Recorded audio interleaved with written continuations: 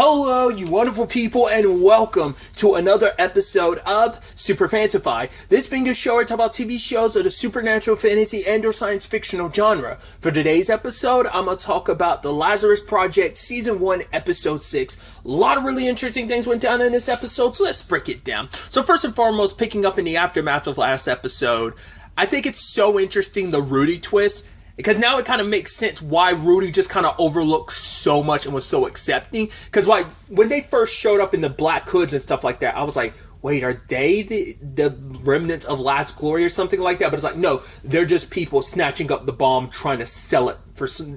So, because I was about to say, because I was like, if Rudy's part of the Last Glory, but like I said, he's not part of them. He's just some other group trying to take the bomb from them and trying to sell it. I guess because everyone knew that Last Glory, maybe the word has gotten out that Last Glory has it, but also that they are on their last leg and they're easy to wipe out, and then we'll be able to easily steal the bomb from them. So maybe that's kind of like what, word had gotten out in this particular group. But they killed the real caretaker of Big Boy, the bomb, and ended up putting Rudy in his place. But once again, that makes sense why he had to put up a little bit of a resistance. I don't know if he actually was, but then he was like, oh, you're actually part of, like, it makes sense in the grand scheme of things because Rudy already, he had to put up resistance because he couldn't make it too easy. Because he also probably legitimately didn't believe that he was part of Glory Days because it is a very white organization. But it turns out that because they need a detonator, and he had the detonator, he just didn't show it to anybody until he showed it to Rudy. And I think it's so interesting because, sadly, him and Rudy got to talking, and obviously Rudy's trying to understand George's motivation, and it's like, right, he did it for love. Love is like a nuclear bomb that goes off, and I love one of the guys in the other cars is like, true, and the guy that's driving is like looking at him like, what? I love how cheeky this show is. I would have never expected this show to have the sense of humor that it does, which I think is so interesting. It's not like, oh, it's all jokes, but it's like there's certain situational comedy elements that it's almost funny in a dark way, but then there's also just like funny bits where it's just like I wasn't expecting this to have that cheekiness to it. It's just how I keep describing it. So it's interesting. And also they ended up breaking down, which I thought was interesting. It's like everything, they are slowly following it. I don't think George really noticed until after the truck had stopped, and then they stopped. It's like, all right, maybe we should ask those blokes for help, and he sees Rudy is like, okay, you're setting me up. And things kind of pop off from there, which you could tell George kind of felt bad about it, because it's like, yeah, he actually kind of liked Rudy, because it's like, oh, is there any more of the Glory Days left? And it's like, I say Glory Days, it's Jesus. Lost Glory. It's like, is there anyone left? He's like, no, I'm kind of all that's left. And it's like, they end up referencing, he ends up talking, he's like, oh, have you ever heard of the Lazarus Project? He's like, yeah, they're an agency, a group that, you never see them come and they'll strike you. And I love George be like, yeah, good thing there's no Lazarus Project agents here. Ha ha ha ha ha ha ha ha ha. Turns and looks the other way. It's just like, once again, I love this show's sense of humor. But yeah. Things pop off. I felt so bad because for one, Rudy got its face bashed in a little bit in the steering wheel, and then George ended up shooting the guy in the head, the one that was true, who was all about listening to George's conversation about love, his motivation for what he's trying to do. Because I think, especially when he had that conversation with Rudy about the small things, it's like, right, you want to put some good back in the world. So with this small thing that you do, put some good back in the world, because for him it's like the world, is the world better off of Sarah in it? Your world is better off of Sarah in it. It's a dark, dark day without her in it, but it's like, it's not like what you're doing is for the greater good, because once again, you don't know the butterfly effects of what you're doing, how it will affect things. Especially with the route that you've chosen. So we'll get to that especially later on, but it's like, right, so that small thing that can lead to good. And to be fair, I don't think George was saying me bringing Sarah back is putting good back out there in the world, but I'm doing something good, and if this small thing I can do leads to something good, everything I have to do along the way, it makes it okay. He's trying to justify. It's too late to kind of be trying to justify it, consider you're this deep in, but for him it's right, thoughts of Sarah are the only things that motivate him at this point. It's right, you've done so much, you've already killed quite a few, and I thought the body count was going to stop where it stopped. No, the body count increased by the end of the episode, but we'll get there when we get there. But like I said, George popping off on everybody, killing everybody. The people who rode up in that car, I thought was so interesting. Like, home dude shot and killed them, but the car kept going. I was like, is he really about to get crushed by the car? But luckily got out of the way. But George popped off on him, and the last person he ended up killing was Rudy. I think in his head, George can also justify, that's the actual effed up thing of like, it's not technical murder if I could rewind time and all of you come back to life. So that's the complicated rub of it all, where it's like, okay, so, because he felt bad because he was also like, Rudy was there like choking on his own blood. He was dying slowly, so George just like finished him off. But it's like, I get you're just trying to do what you're trying to do. To be fair, I'm out here doing the same thing. I can't fault you for doing whatever it is you're doing because I'm out here doing what I'm doing. But the problem is the truck is messed up now, and it's like, right, because they chose like a crappy truck to attach to the bomb. So it's like, oh, we should, because even the group is like, yeah, we should have picked a better truck. And it's like, well, it's too late now. And it kind of screws up George's plans heavily because he wants to set off the bomb, and he does, but it's not in a very populated area, because like the most populated area they could have been at is like 2 hours away. So George drives away, and there's a family, I think, heading in the direction of the truck, or I would assume it is, but for George, it's like, it is what it is. Activates the bomb. I was like, because when he had activated the device, I was like, it's not actually going to go off, is it? But it does. So he's leaving. He's telling this story to Archie about everything that happened, trying to say like Shiv got away, and eventually, well, that was beforehand. And then when the bomb actually goes off, everyone's getting notice of it. But the problem is, George finds out pretty quickly, hey, the bomb didn't work the way I thought it would because I didn't get an opportunity to take it to a populated area. Once again, the bomb needed to go off in a very populated area because it needs to cause enough massive damage so that it would eventually lead to the Lazarus Project having no choice but to rewind time. But it turns out only a few hundred have died, and it's like, crap, it's not the world-ending disaster he needed to be, but it could be the launching off point, which we'll get to later. But I even love George's, going back to London. He's with this band or whatever, and it's like, oh, are you a narc? He's like, no. And they're like, oh, do you want some drugs? He's like, yeah, sure. And he's patching up his wound, and he's like, oh, please let this pill be codeine. But yeah, that's when he had the dream about Sarah, and it's like, yeah, the aftermath of realizing what I did. Like, at that time, he didn't realize how many people he'd killed. It doesn't take away from it. It's like, because George is in this complicated spot, because it's like, oh, luckily only a few hundred people died. Does not take away from the fact is you're responsible for killing a few hundred people. You're already, like, you've killed a number of people. You've killed like a dozen people so far, and now on top of that, you add hundreds to that total, and then you also have the whole situation of, but the problem is he needed more people to die because he needed to be more of a disaster so that the Lazarus Project would go on time. So that's an interesting and complicated conundrum. And then obviously he's dreaming about Sarah. He's like, I had a dream, but like I don't remember what it was about. I had something important to tell you, but I don't remember. And when he's trying to talk to her, like they can't hear each other over the apartment's rumbling. There's rumblings outside, and a mushroom cloud pops up, and it's just kind of like, right, a reminder of like, you can't escape what you did. You did a terrible thing. Like I said, especially at that time where he didn't know how many people he killed.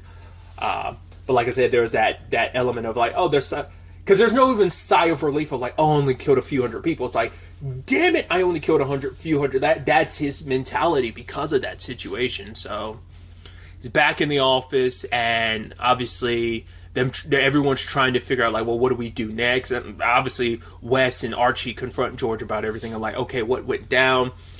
Luckily, he was able to kind of handle things. It's like, oh, Shiv shot at you without provocation. It's like, well, we didn't do much talking. Lie. I mean, that's always the thing about a lie. Once again, you want to keep it as close to the truth. Like, that's the less you have to remember. So the closer it is to the truth, the easier it makes it. The easier and more concrete a lie can be. So he did tell the truth. Obviously, there's a lot he had to fabricate and twist things around. I mean, to be fair, it's like, oh, Shiv tracked me down. It's like, well, yeah, he did. So it all worked, so certain elements of it were straight up the truth, but obviously he had to fudge the details on some other stuff, so.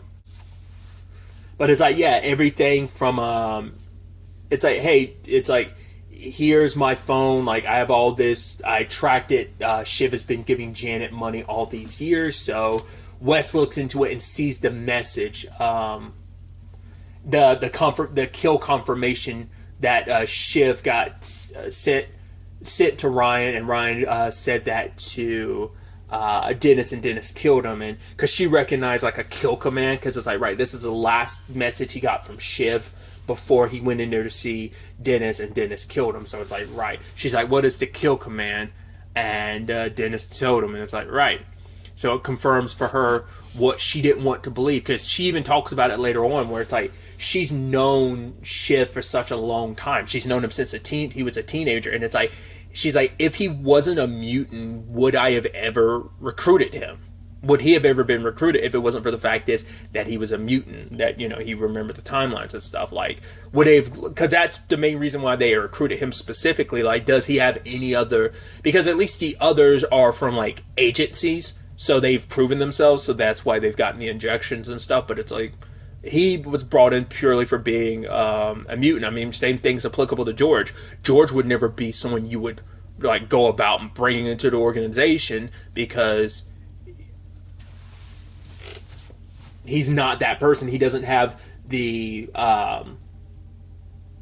government occupation like some of the others have had in that like spy world, or like high initial organization in the government that would allow them to have this job. Once again, George was just like a dude who worked on an app. I mean, obviously at the time, Shiv when he was first recruited, Shiv was just a teenager. So like, if it wasn't for their mutations, they would have never been chosen and stuff like that. So I'm sure in Wes's mind too, it's just kind of like, right, if it wasn't for that thing, if this little thing in life had been shifted differently, and that he was never born a mutant, would I have ever like brought him in? I think in the capacity of all this fallout is because of him, but then there's also the aspect of who knows how differently, if Shiv wasn't a part of it, how differently things would have played out. But maybe also in our argument is like, maybe would he have ever joined the organization in the first place? Like, what his life would have probably been like, because, you know, she's known Shiv for such a long time. I think compared to everyone else, especially considering she's known him since he was a teenager.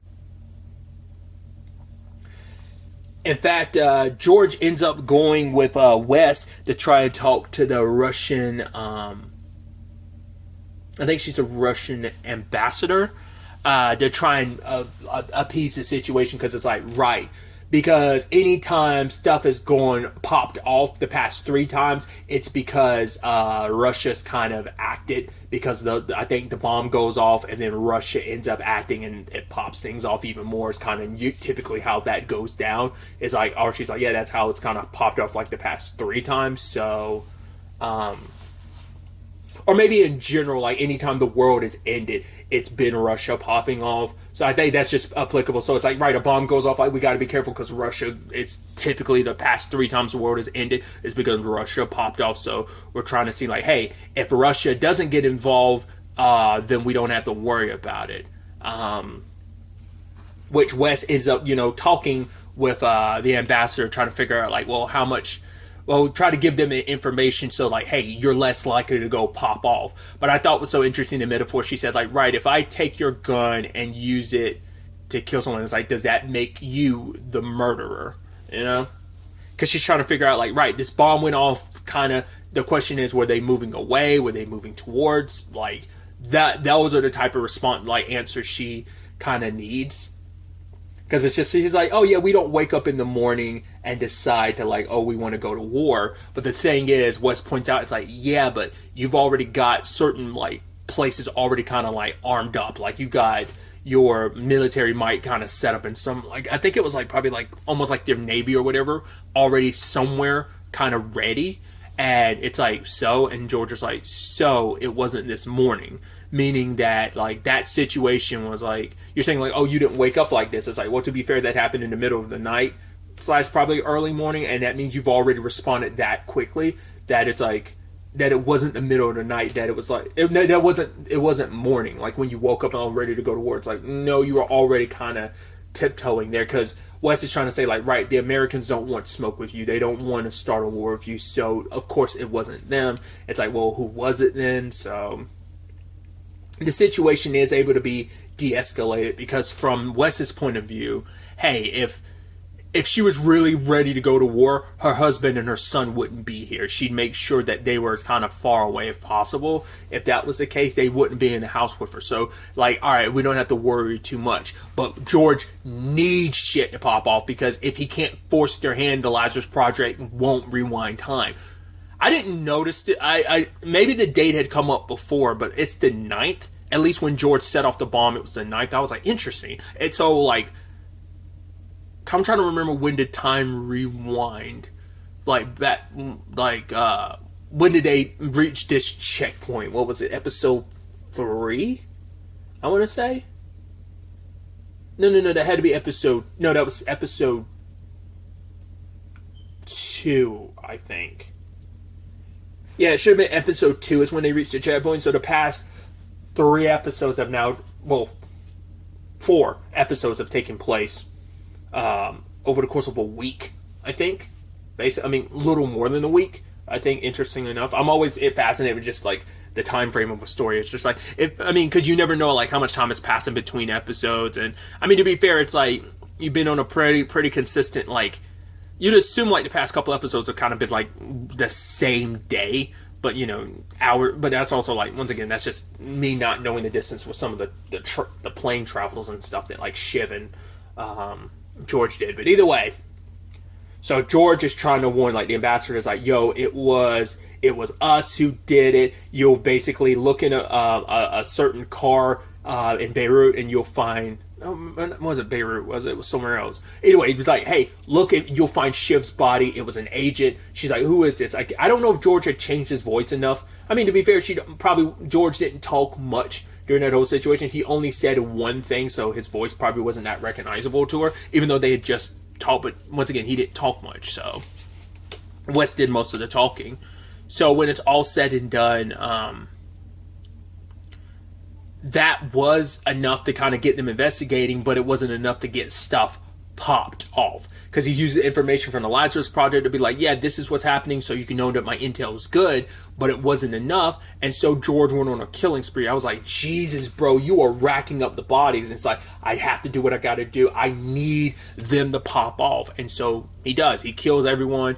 He kills the ambassador, kills some of her security, kills the husband, threatens the son. It's like, right there's the panic room. Not panic room, panic button. Hit it so it could set off stuff. I don't know if he killed the son afterwards. That's hardcore.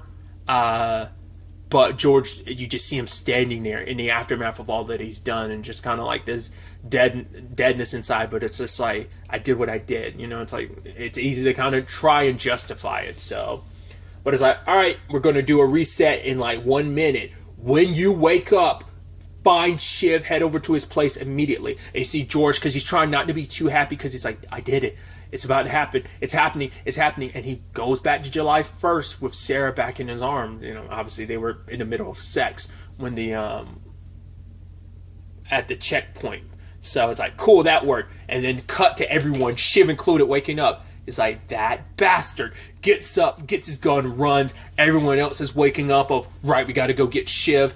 They were like, right, Rebrov is going to get away, because wherever he was, that's where he's going to be at the reset. And so ultimately, he gets up, he's like, all right, George. He's like, I hope you're running. And so we see George, you know, kind of dress up and just kind of running out the door. So that was also my thing of, I brought this up in a previous episode, like, how are you going to justify that to Sarah of like, yeah, we kind of need to get out of here now? To be fair, they're after Shiv, but to be fair, it's like, you know, the moment Shiv is up, he's going to come after you. That's also like I said, it's the thing of George can justify the murders in his head. Like, he will remember the fact that he murdered a whole bunch of people, that you murdered not only the dozen plus. I'd definitely put it like maybe like 24 people he probably killed before the reset on his, like, directly, like, with a gun and stuff. But to be fair, it's like, you're still directly involved with the bomb you set up. But it's like, yeah, you killed hundreds of people in that regard, too. So, I mean, who knows? It's a nuclear weapon, too. Like, who knows what the fallout would have continued to be for it. But once again, it wasn't in a populated area. So that number definitely would have probably risen. Not only just from the explosion itself, but probably any, like, nuclear fallout from it.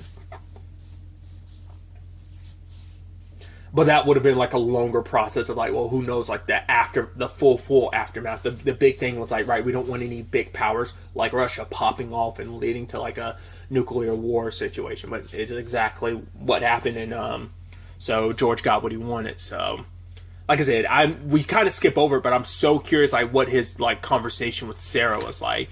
But it ended up playing out the way I thought it would. I figured a reset would happen like at the end of an episode. So I kept being wondering when they were going to do this. Would this be at the end of the season? Would this be, in this particular episode at some point with just the direction the story was going? But it's like, yeah, we're here. And we've still got 2 episodes left in the season. So it's like, where do we go from here? How does this all play out? Because once again, the team is going to be after Shiv, but because George is probably going to try to get the Shiv first, because if he can get the Shiv, he can continue the narrative, because the entire team is like, right, we got to go after Shiv. Shiv's going to be going after George, but George is probably going to run because, well, if the team gets to Shiv first, because they've got because Wes made it clear, do not kill Shiv, I want him arrested. So the moment he's arrested, if you're able to buy yourself some time, you're able to get away with Sarah, and you'd be on the run. But it's like, where do you go from there? It's like, well, to be fair, Janet's been on a run for the past, 5 years? Yeah, roughly speaking, 5 years, and she's kind of been left alone and was able to kind of stay hidden. I mean, to be fair, Shiv was sending her money, but he probably never knew where she was. Dennis seems to be the only one who did, but it's like, right, it's going to be impossible to track him down, because it's like, cool, I know how they found me and where they found me, so he's going to disappear too. So I don't know if him and George are going to interact at any point, because now it also puts Big Boy back out there in play now too. So how Rebrov plans on using that. There's so many factors to consider. Like I said, still 2 episodes to see how this all plays out, the aftermath of all of this. And I had brought it up previously too, that I'm curious if it's going to be like a Final Destination thing of her death is almost like this interesting and complicated fixed point where it's like, I doubt, it doesn't seem like we're going down that route with this time travel show of fixed points of it's meant to be. Arguably, Rebrov is like, the world has wanted to die multiple times and we keep intervening. It's like, right, this is just the natural order, it's just let the world die. It wants to be destroyed, we gotta let it. We've interfered too long, and how, it's like, right, he's only saying that because of how it's personally affected him, but, that's any human thing of right, we really get driven to action when something personally affects us. That's, you kind of let so much stuff slide until it personally affects your life, and it calls catastrophic stuff in his personal life, and it kind of drove him crazy. But it's like, yeah, we're an organization fucking with time, and we shouldn't be doing that. We should just kind of let the world play out the way it's meant to. So, like I said, we will ultimately have to wait to see how this all plays out going forward into the next episode. But really, that's all I wanted to talk about. Till the next time we meet, be happy, be safe, live life to the fullest, and enjoy it. Good day and goodbye.